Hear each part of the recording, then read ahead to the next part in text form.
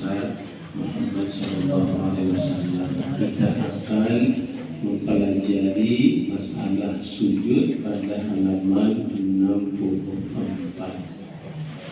Qala al-musannif rahimahullahu ta'ala wa nafa'ana bi'ulumihi fi daraini amin. Sujud dilakukan 2 kali pada setiap rakaat, diperantarai dengan duduk antara 2 sujud.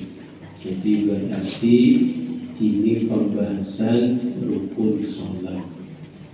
Nah, sujudnya 2 kali, ditengahi dengan duduk antara 2 sujud. Duduk antara 2 sujud juga rukun. Nah, gitu.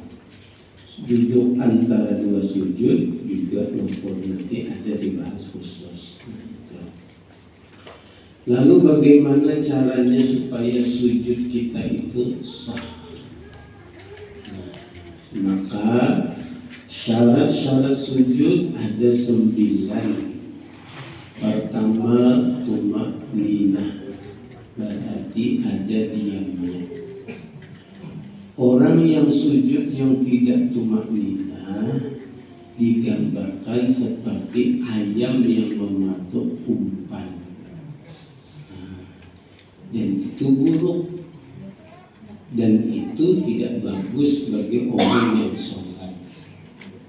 Jadi ada hal-hal yang tidak baik yang dilakukan oleh orang yang sholat. Di antaranya adalah dalam masalah sujud atau rukuk sama. Itu seperti ayam mematuk umpan. Atau nanti ada orang sujud yang caranya seperti anjing. Nah, itu jelek juga sebutannya, karena salah. Nah, baik, kita lanjutkan. Jadi sujud mesti ada tumakninah, ini syarat. Tumakninah itu berdiam, bertahan, kada bergerak.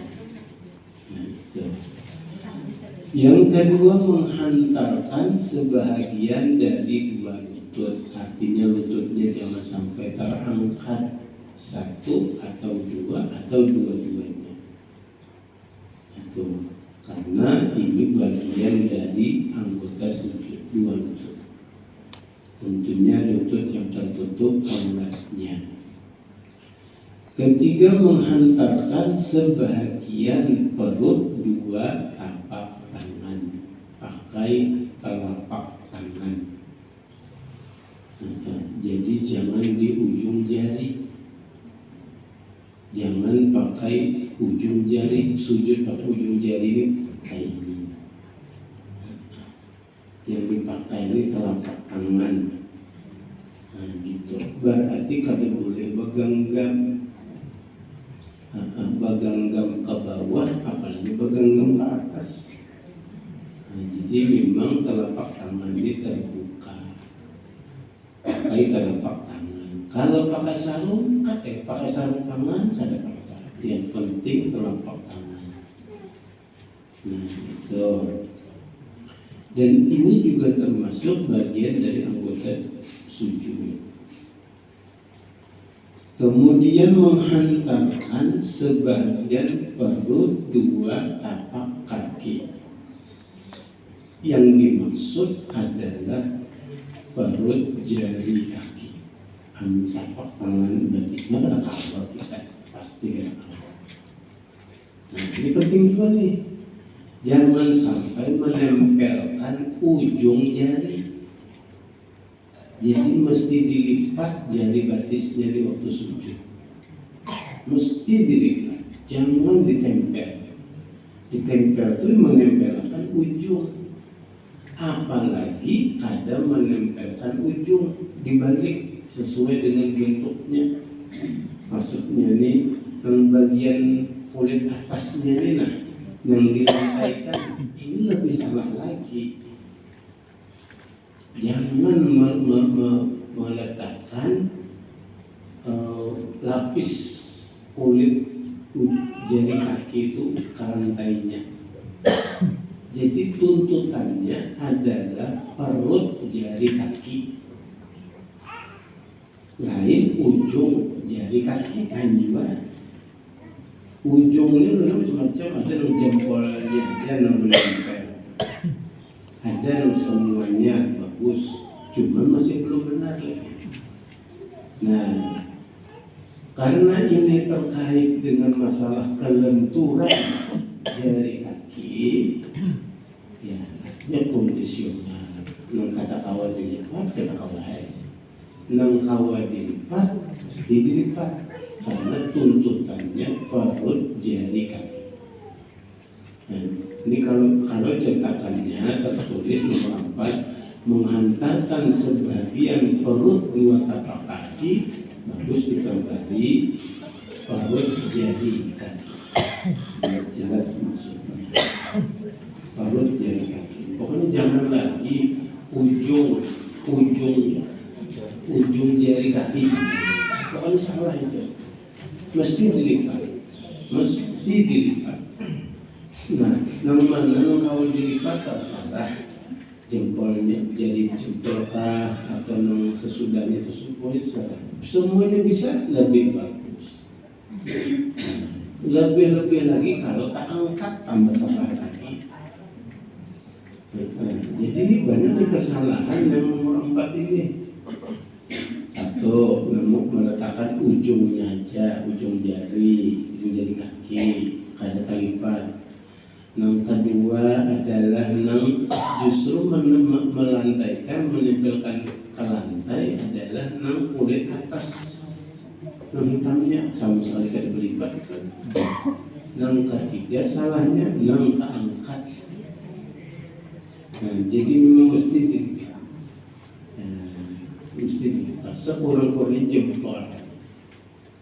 jempol jari kaki, kalau bisa semua perut jari kaki. Nah, itu hati-hati banget memang nomor 4 ini. Nah, karena itu paling banyak pokoknya. Nah, 5, memberatkan atau menekankan kepala di atas tempat sujud. Kan di Jepang isi ditikin benar, pokoknya santai aja. Kita ada juga tahan supaya jangan ada juga. Ditekan ada juga. Apalagi digilas. Jangan. Itu supaya cepat hitam. Karena tanda sujud yang sebenarnya itu adalah tawadhu, itu yang sebenarnya yang asli, bukan yang hitam tapi sombong.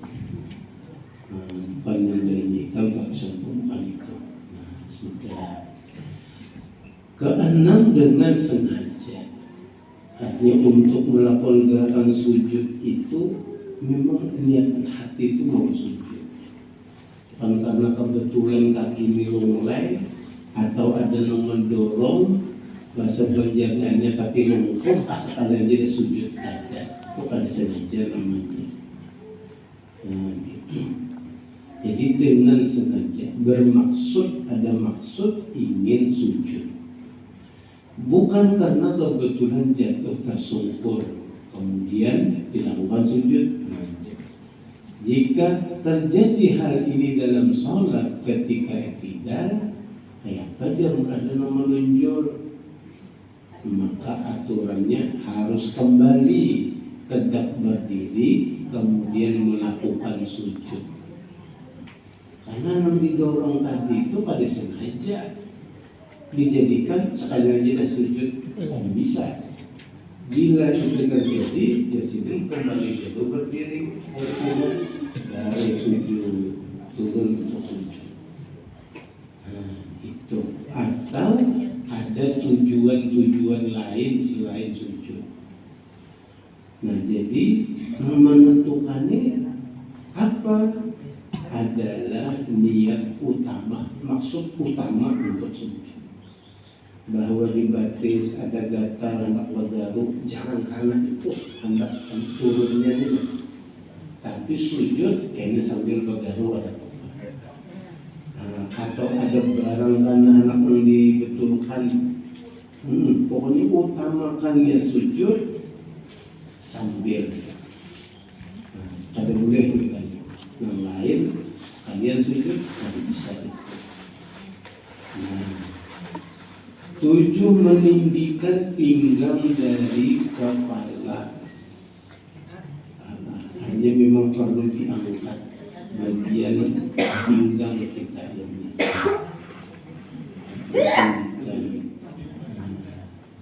Tujuannya ada baiknya. Karena menurut ilmu pengetahuan di kepala kita ini ada saluran ke urat saraf yang ada bisa darah itu sampai ke bagian itu kecuali dengan sujud. Hikmahnya luar biasa. Jadi orang-orang ilmuwan ini penasaran Islam itu ibadahnya kok kayak itu tuh ada apa? Hikmahnya tuh apa? Ternyata kayak itu. Jadi artinya ini untuk hikmahnya untuk mencukupi kebutuhan otak kita ini dengan asupan darah yang seharusnya masuk ke situ. Karena di darah itu kan ada oksigen macam-macam. Jadi bisanya itu sebenarnya hanya dengan sujud saja. Ada bisa untuk yoga tenang, kayak itu ada bisa itu hanya menenangkan hati, tapi tidak pada bagian kepala, mesti dengan sujud. Mesti dengan sujud. Dan ada batasnya. Ada boleh juga tahlul lawas. Karena ada kadarnya yang harus masuk ke bagian otak tadi. Saking halusnya uratnya kan. Jadi hanya bisa dengan sujud tadi. Supaya lancar, ya istilahnya dimiringkan proses miring. Walaupun darah itu bukan dari pinggang, kalau dipangkat dari jantung. Cuma posisi jantung mesti ditinggikan dari kepala.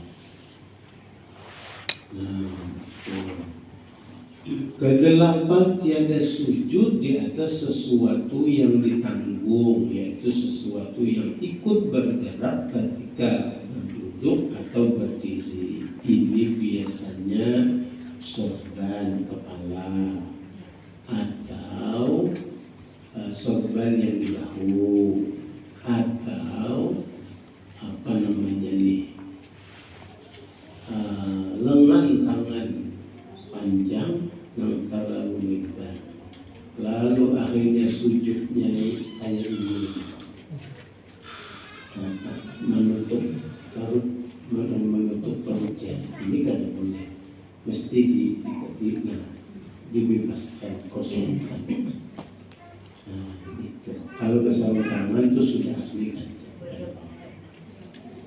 Jadi hati-hati. Kalau ibu-ibu adalah mukanannya. Mukanannya yang terbagi dua tuh bisa melapisi jari tangan. Jadi jangan sampai ada kain yang kita pakai lalu menutupi telapak tangan kita ini di saat sujud.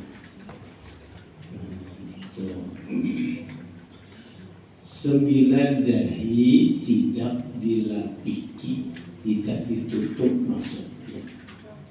Tidak dilapiki keseluruhan oleh sesuatu yang lain atau bagian dahi yang terkena tempat sujud, kecuali jika keadaan darurat karena lupa dan sebagainya. Berkorban yang pasti dulu memastikan batas dahi itu di mana. Bagian bawah itu sejajar dengan alis. Di atasnya inilah yang disebut dengan dahi. Jadi kalau sembahyang kayak ini itu kada sah sujudnya. Pokoknya jangan sampai pas dengan batas alis ini, nutup kepalanya dan nutup dahi tadi. Makanya bilang bahasa Banjar tuh kalau kopi itu longgar longlok.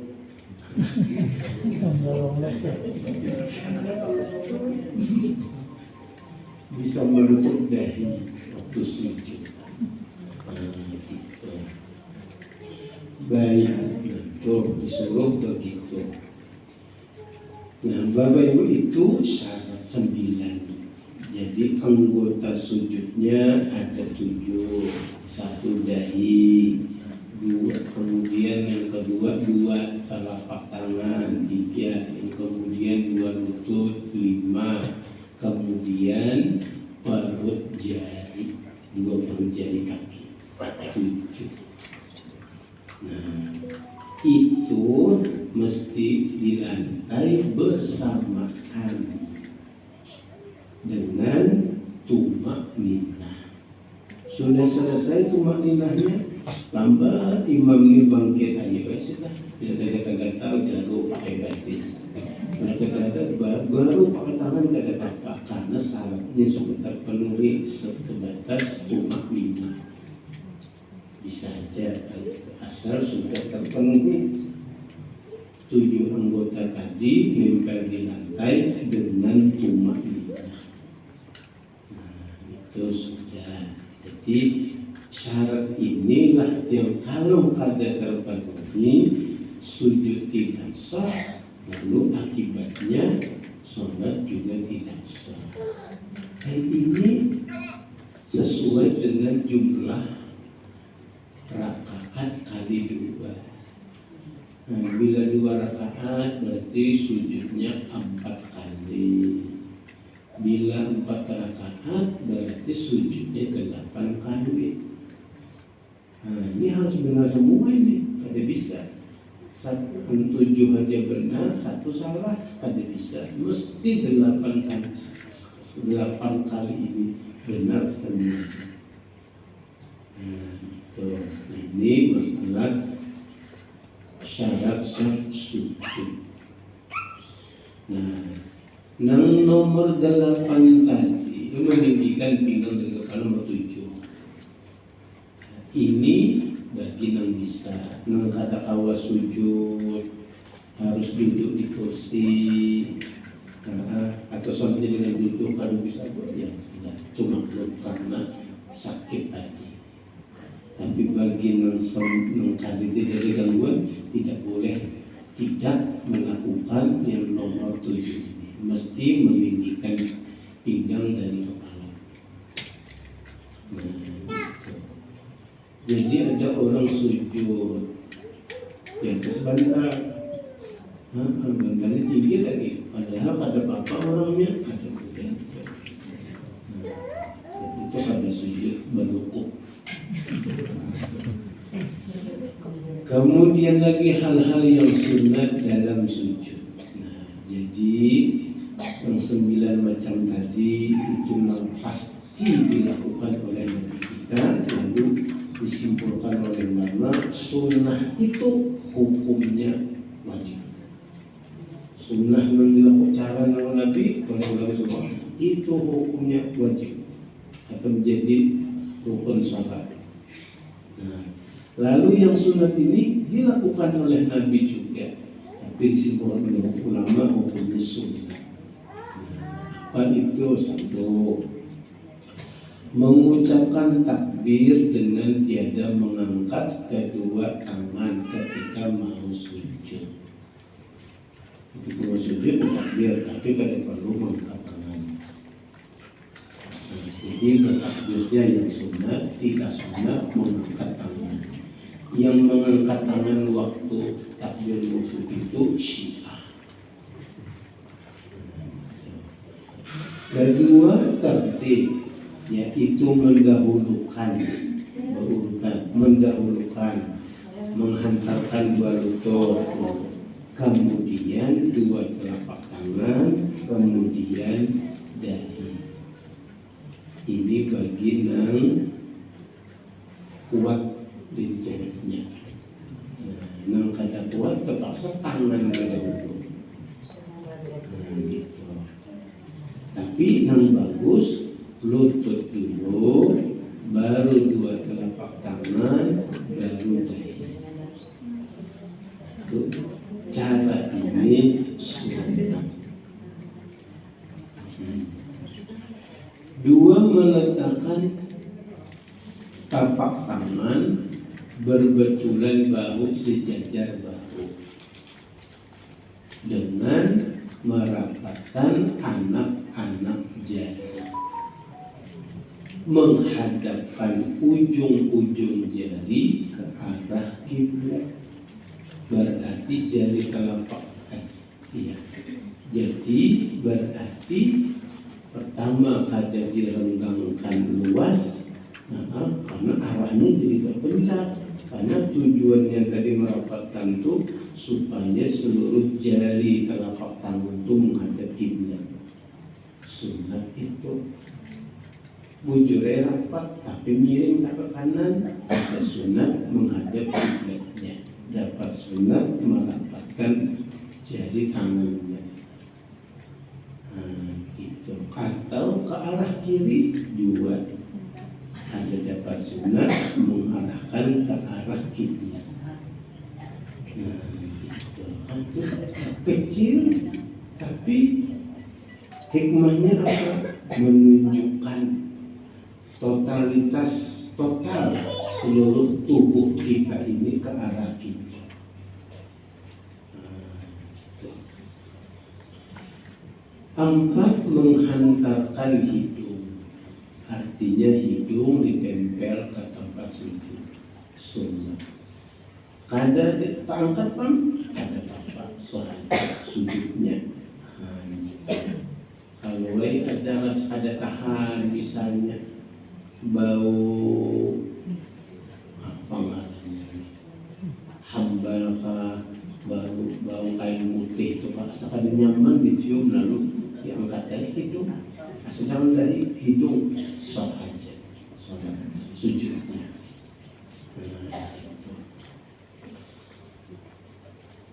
Atau karena sebab kacamata, bisa sholat aja sujud. Tapi bila bisa menempelkan hidung, sunat. 5, merenggangkan antara dua lutut dan antara dua tapak kaki sekira-kira sejengkal. Jadi dua lututnya terpisah, dua telapak kakinya juga terpisah. Nah, ada juga, bukan banyak, ada juga yang dirampitakan, ditempelkan yang sebelah mana biasanya? Sebelah kiri kan menempel ke kanan. Mestinya dipisah, dikasih jarak. Gitu. Yang kira-kira sejengkal sekilan, pokoknya kada nempel. Kenapa? Jadi ada yang menempelkan jari kakinya ke telapak kaki kiri ke telapak kanan, hendak siap-siap duduk. Itu artinya tidak pas. Walaupun yang dilanggar adalah sesuatu yang sunnah, cuman kada bagus. Jadi jangan pokoknya direnggangkan.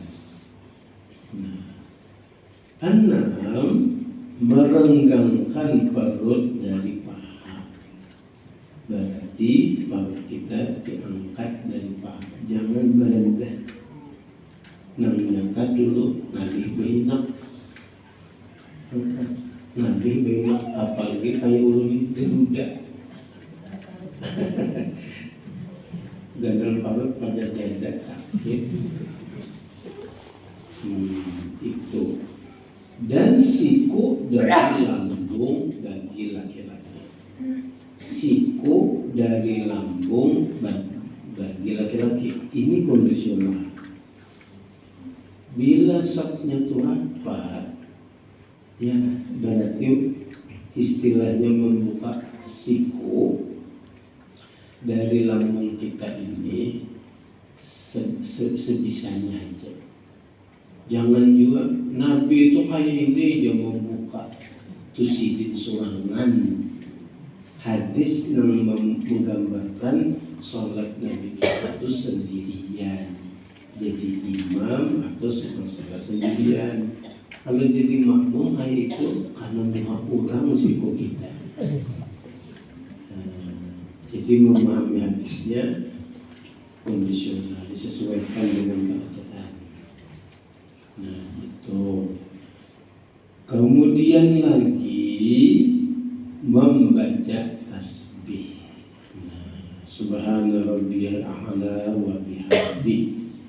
Membaca tasbihnya sunnah. Dapat pahala sunnahnya kalau wujud bacaannya. Subhana rabbiyal a'la wa bihamdihi 3 kali. Membaca tasbihnya sunnah, 3 kalinya sunnah. Kalau sekali aja membaca tasbih sunnah. Sunnahnya mana? Membaca tasbihnya. Membaca tasbihnya non sunnah. Kalau ditambahin bang jadi 3 kali, nah 3 kalinya itu non sunnah. Kedelapan, bagi yang sholat sendirian atau imam yang diridhai makmum, jika bacaan panjang menambah bacaan dalam sujud. Nah, ini panjang ini. Tapi tadi jika imam itu disetujui oleh makmum. Nah, itu yang disetujui, artinya sama sepaham dah bahwa kalau sujud tidak sebatas membaca Subhana rabbiyal a'la wa bihamdihi, tapi ada bacaan lain. Bila imam itu diridhai, disetujui oleh makmum, bila ada 3 itu aja, sudah. Bapak Ibu yang berbahagia, jadi yang perlu penting sekali diperhatikan adalah yang terkait dengan syarat-syarat sujud yang 9 macam itu supaya sah sujud kita. Yang sunat ini tambahan baiknya, bila dikerjakan tambah bagus. Nah, nang mana nih nang bagian 6. Merenggangkan perut dari paha, dari siku, dari lambung bagi laki-laki. Itu sunat. Nang kada sunat tadi sebaliknya dirapatkan, pada bisa melakukan, atau yang sikunya melantai. Sikunya ini sudah ditempelkannya ke lantai. Itu makruh. Kenapa makruh? Tidak sesuai dengan sunnah, dengan cara Nabi yang hukumnya sunnah.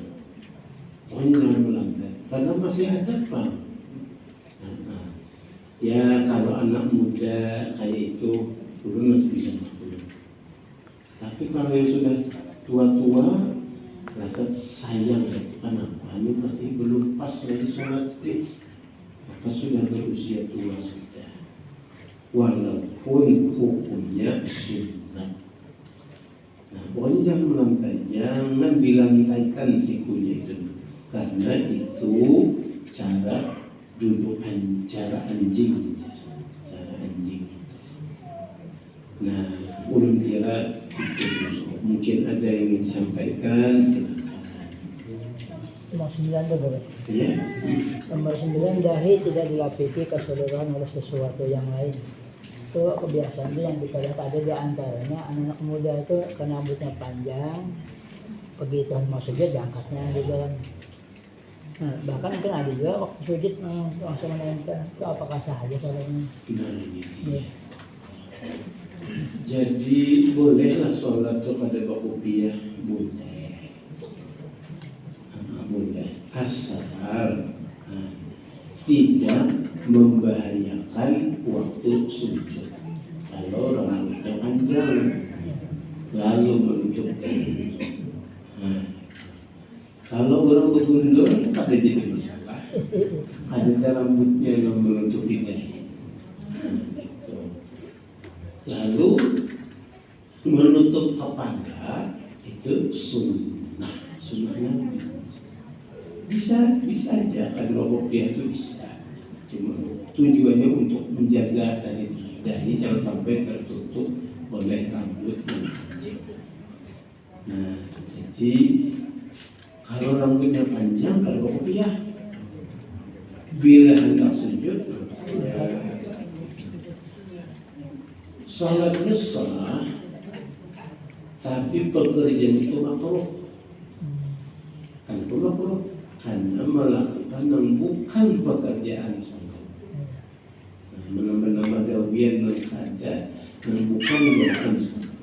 Tapi sholatnya sholat. Nah, cuma sudah. Artinya kalau terkait dengan anak muda yang seperti ditanyakan tadi, kita tuh biasanya lebih banyak makruhnya. Hanya untung jiwanya mau sembahyang. Sisanya karena diharapkan ikut pengajaran supaya bisa lebih memahami cara sholat yang baik. Kira ada yang silakan. Kalau pakai ini pakai kaos tangan, kaos kaki, terus ini masker itu kayak apa? Kan hidung kan terlindung kan? Bagus. Masker. Mas menutup wajah itu kalau tanpa sebab sebenarnya makruh tanpa sebab. Tapi kalau ada sebab, secara pribadi kita orangnya bukan lagi kalau cuma macam-macam. Daripada kena batuk aja tuh bersih aja, malah mengganggu orang. Boleh. Dan memang dampaknya akhirnya jadi menghalangi hidung kita ini ke tempat sujud. Jadi kalau tanpa sebab itu makruh sholat. Yang salah ini maskernya nutup dahi. Ini yang salah nutup dahi. Yang berikutnya sarung tangan boleh dipakai di awal. Hanya dari awal sholat memang sudah pakai sarung tangan. Apalagi kondisinya dingin. Gitu. Boleh pakai sarung kaki, pakai sarung tangan, pakai apa namanya tutup kepala. Untuk anak muda itu istilahnya apa ya? Topinya itu boleh. Ulun kira kayak gitu jawabannya. Sebelum ini di luar akan masjid pada saat tasawuf akhir itu berarti kan harus menghadap semua anggota tubuh kita ke kiblat. Kalau kita kaki kita nih misalnya kita apa namanya yang biasa kan begini.